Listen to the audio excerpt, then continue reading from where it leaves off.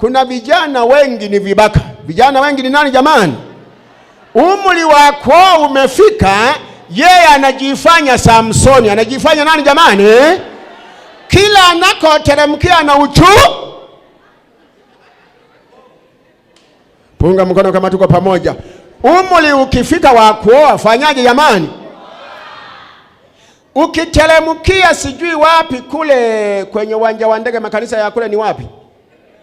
Uchumba. Ukienda Kisesa kuna midalile nayo mingi haijatulia. Ukifika umri wa kuoa jamani, fanyaje? Unaye wakataa wachumba kwamba hawaeleweki. Sijui wewe unayeeleweka kuna nini? Unajua kuna mabinti wamedumu kanisani, kila anayekuja pasa sijataka kuolewa, vijana wenyewe hawaelewe. Wewe unayeeleweka una nini? Ili kanisa lisonge mbele linakuwa katika ukuaji wa mambo mangapi jamani?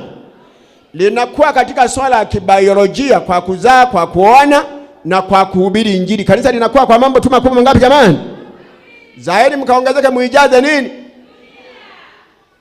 Sasa kesho hutakuja kwenye harusi, Robert alikuwa wa kwangu akaitwa usiku wa manane na fisi. Ni uongo.